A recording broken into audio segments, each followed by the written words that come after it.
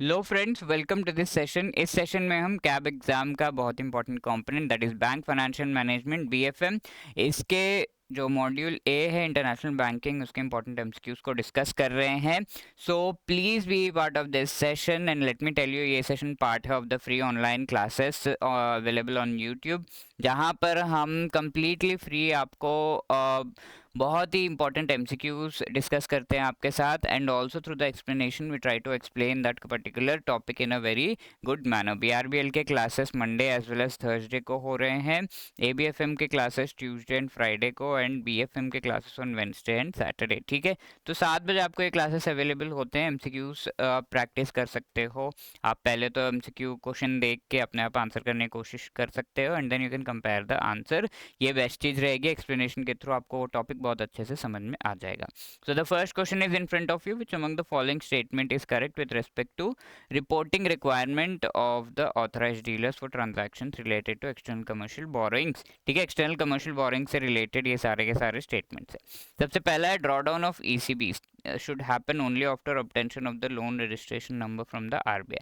तो external commercial borrowings का जो मनी है वो जब आ जाता है, उस मनी को यूज़ करना, इससे रिलेटेड टास्क जो भी बोरोअर्स है जिन्होंने वो ईसीबी को इशू किया है। Hope you have an idea कि एक्सटर्नल कमर्शियल बोरोइंग मतलब let's say there is an Indian, उन्हें फॉरेन से मनी उठाना है, और ये अलग अलग तरह के इंस्ट्रूमेंट्स को एक साथ, लेट्स से शेयर्स हैं, बॉन्ड्स है, ये सब जो है ऑलमोस्ट एक साथ जो है दे रहे हैं, that can be called external commercial borrowing. तो जो भी यहाँ पर लेट्स से यूएस में बेचा, तो यूएस का एक सिटीजन ने इसे लिया, या फिर किसी इंस्टीट्यूशन ने, किसी ऑर्गेनाइजेशन ने लिया, और वो पैसे इंडिया में जो ये व्यक्ति है उसके पास आएंगे।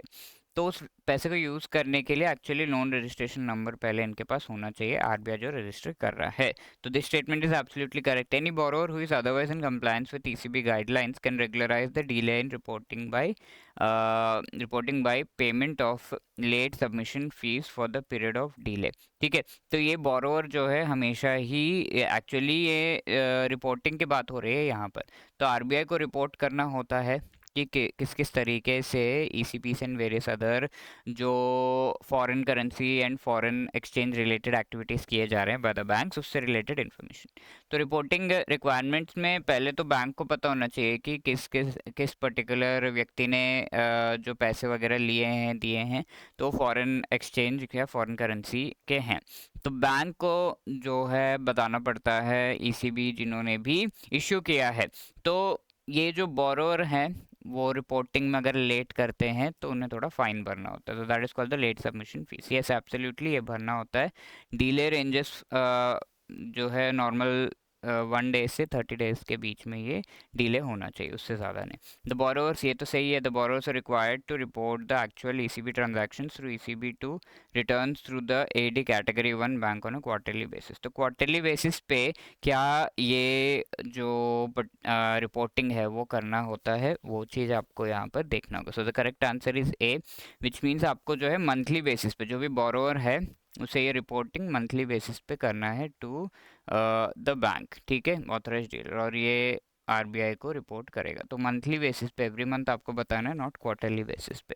That is the first question. And let me remind you before moving, if you are preparing for JAIIB 2024 exam, the quickest way to qualify is to be part of the Edutap master course. क्यों? 200 hours लगभग hours में each and every component we are covering, 15-15 minutes की video, 14,000 MCQs, और previous years में जो question आए हैं memory based paper के साथ साथ बहुत ही बढ़िया एक्सप्लेनेशन हम प्रोवाइड कर रहे हैं। Complete support from the mentor, live classes भी आपको प्रोवाइड किए जा रहे हैं। So click on the link given in the description, JAIIB 75 use करके आप जो है अवेल कर सकते हो 75% का discount on each and every course, right.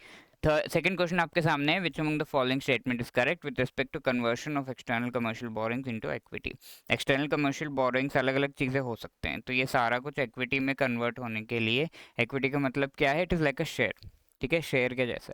तो वहाँ पर आपको मेनली होता क्या है, यू आर गेटिंग मनी पे करके आपको एक शेयर मिल रहा है, तो ये जो एक्सटर्नल कमर्शियल बोरोइंग है वो मिल रहा है। अब इसके बाद जो भी इस प्रॉफिट आपको कैसे कैसे होगा, जो भी प्रॉफिट कंपनी को होगा उससे आपका जो है प्रॉफिट जुड़ा हुआ होगा। फॉर एग्जांपल शेयर्स आप लेते हैं तो कंपनी को प्रॉफिट हो रहा है, that means we are also getting part of that profit, isn't it? वैसे ही ईसीबी हो जाएगा। तो ये एक कन्वर्शन से रिलेटेड स्टेटमेंट है। The activity of the borrowing company is not covered under the automatic route of FDI conversion. FDI conversion के ऑटोमेटिक रूट में जो बैंकिंग कंपनी की एक्टिविटी है वो कवर्ड नहीं है। यानी कि बैंकिंग कंपनी किस किस तरीके की एक्टिविटी कर रही है, तो अगर वो किसी ऐसे एंटिटी से, लेट से हमारे किसी एनिमी कंट्री के किसी पर्सन से जो है पैसे ले रहा है, तो ऐसे में क्या होगा, उस चीज़ को गवर्नमेंट मॉनिटर करेगा, उसके बाद ही अलाउ करेगा। तो वो ऑटोमेटिक रूट का पार्ट नहीं हो सकता। तो ऑटोमेटिक रूट का पार्ट अगर है तो एक्टिविटी ऑफ तो इस वजह से बोरिंग की जो बोरोवर की जो एक्टिविटी है या बोरिंग कंपनी की जो एक्टिविटी है वो देखना होगा, तभी इसे जो है ऑटोमेटिक या गवर्नमेंट रूट में जो है अलाउ करना है कि नहीं वो देखते हैं। तो ईसीबी यहाँ पर हम कह सकते हैं एक्सटर्नली पैसे लिए जा रहे हैं बाय बोरोवर। ठीक है, ये एग्जाम्पल हम देख चुके हैं। तो इसे एक्चुअली स्क्रीन करना होता है। अगर ये जो है स्क्रीन किया गया है तो उसे हम ऑटोमेटिक रूट नहीं कहेंगे, गवर्नमेंट रूट के थ्रू ये ईसीबी के पैसे जो हैं वो आए हैं, वो हम कह सकते हैं। ऑटोमेटिक रूट में क्या होता है, स्क्रीन करने की ज़रूरत नहीं है। ठीक है, तो स्क्रीन कब करेंगे, लेट्स से एनिमी कंट्री से ये पैसे लिए जा रहे हैं, तो ऐसे में देखना पड़ेगा कि हमारे नेशनल इंटरेस्ट को कोई इश्यू तो नहीं है। तो ये इस वजह से बोरोवर की जो एक्टिविटी है उस पर ध्यान देना होगा, activity related to ECBs and various other investments. तो ईसीबी उनमें से एक है। तो इस वजह से activity of boring company is covered under automatic route. Correct नहीं है ये। नेक्स्ट है pricing guidelines are not required to be adhered to. Guidelines जो भी दिए जाते हैं सारे एडियर करने हैं। प्राइसिंग गाइडलाइंस कोई आसमान से उतर के कुछ और चीज़ तो नहीं है, तो इस वजह से all the guidelines are to be followed. That is why second statement is incorrect. If the borrower has availed any credit facilities from Indian banking, all prudential guidelines issued by the Department of Bank Regulation of RBI are not required to comply. Again, guidelines are always required to be complied. Borrower has availed any credit facilities from the Indian bank system, consent of other lenders is to be obtained. तो जब भी एक particular borrower है वो late से 10 bank से already loan ले चुका है, अब ये 11th बैंक से लोन लेना चाहता है या फिर 11th एंटिटी से जो है लोन लेना चाहता है, तो ऐसे में ये 10 बैंक्स को पूछना पड़ेगा कि ये लोन वहाँ से और लोन लेना चाहता है वो ले सकते हैं या नहीं। ठीक है, तो यस, इस वजह से D is the right answer. बाकी सारे जो है गलत हो गए, वैसे ही हम समझ पा रहे हैं। तो डी यहाँ पे सही जवाब है। सारा कुछ एक्सप्लेन कर दिया मैंने। Moving on to question number 3, which among the following statement is correct with respect to FDI. बहुत सिंपल क्वेश्चन है। In any investment equity instruments made by a person resident outside India on a repatriable basis. FDI क्या है, late से India है, India में बाहर country से पैसे आ रहे हैं, तो उस चीज़ को हम एफडीआई कहते हैं। ठीक है, और इसका क्राइटेरिया है, देखते हैं एफडीआई कब कहेंगे, एफपीआई कब कहेंगे, अभी देखते हैं। पर the first thing is this, very clear, person resident outside India होना चाहिए, जो भी ये पर्सन है रिपैट्रिएबल बेसिस पे ये सेंड कर रहा है। ठीक है, तो दैट इज द थिंग। तो yes, this is correct. Person resident outside India जब पैसे भेजता है तो उसे हम एफडीआई कह सकते हैं। Obviously there is a limit on the money which can be called so. It is an investment made by person resident outside India in an unlisted company. तो क्या ये अनलिस्टेड कंपनीज में इन्वेस्ट कर सकते हैं थ्रू एफडीआई, लिस्टेड कंपनीज में कर सकते हैं? यस, दोनों में ही कर सकते हैं। So that is why this is correct. It is an investment made bye person resident outside India, 5% or more of the paid up capital on a fully diluted basis in a listed company। तो listed company में भी invest कर सकते हैं, जी हाँ। लेकिन FDI हम कब कहेंगे उसे, अगर लिस्टेड कंपनी में है तो 10% तक अगर पैसे जो भी दिए जा रहे हैं, जो भी उस कंपनी का पेड अप कैपिटल है, जितने पैसे लगाकर वो कंपनी खुली है, उसका 10% या उससे ज़्यादा अगर दिया जा रहा है, that will be called FDI. यानी कि यहाँ से एफडीआई है। अब इससे नीचे जो भी है दैट इज़ कॉल्ड एफपीआई। इससे कम का इन्वेस्टमेंट हो रहा है तो दैट इज़ कॉल्ड एफपीआई। ठीक है, फॉरेन पोर्टफोलियो इन्वेस्टमेंट या foreign institutional investment. That is why ये जो स्टेटमेंट है गलत है। So 1 and 2 only, A will be the right answer. Okay, so you can see 10% और मोर जब होता है then will call it FDI। Fourth question आपके सामने, international trade is largely dependent on financing by, ठीक है, इंटरनेशनल ट्रेड किसके financing पे ज़्यादा डिपेंड करता है? गवर्नमेंट, इंटरनेशनल इंस्टीट्यूशंस, बैंक्स या supply. So we are very clear कि C is the right answer here. Banks के फाइनेंसिंग जब वर्ड आता है तो banks are the biggest and the best example, so that is why C is the right answer. Moving on, fifth question, ये जो है आपके लिए होमवर्क है। Which among the following is correct with respect to risk in international trade? ठीक है, risk can be defined as the uncertainty of an outcome।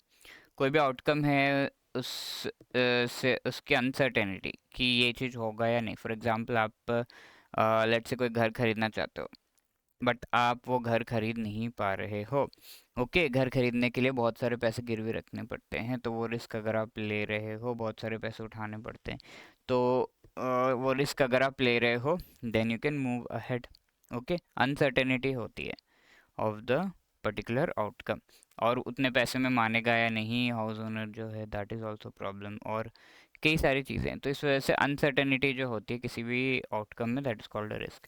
International trade is affected by less risky then those affect domestic trade. तो domestic trade India के अंदर risk कम होगा, but US के साथ अगर आप ये कर रहे हो trade, then it will be very different, ठीक है। और वहाँ पर जो है इंटरनेशनल ट्रेड में रिस्क भी ज़्यादा होता है। फॉर एग्ज़ाम्पल, इंडिया से एक व्यक्ति ने एक्सपोर्ट कर दिया, एक्सपोर्ट करने के बाद उस व्यक्ति को वापस जो एक्सपोर्ट है प्रोडक्ट्स हैं उनका पैसा मिला या नहीं, ठीक है। तो these are the various things I have explain this. तो आप कोशिश कर सकते हो थोड़ा सा इस क्वेश्चन को आंसर करने के लिए। इंटरनेशनल ट्रेड से ये चीज़ ज़्यादा इफेक्ट हो रही है डोमेस्टिक ट्रेड से। So you can see this and try to answer it in the comment section. And let me remind you once again, अगर आप जैब एग्जाम का प्रिपरेशन कर रहे हो 2024 का, तो the best and the quickest way to clear this exam is to be part of our course. मैं compare करके भी आपको बता दिया था। Once again I can tell you कि 400 प्लस घंटों का बाकी कोर्सेज होते हैं, 200 घंटे में एक कंपोनेंट वी हैव कंप्लीटेड।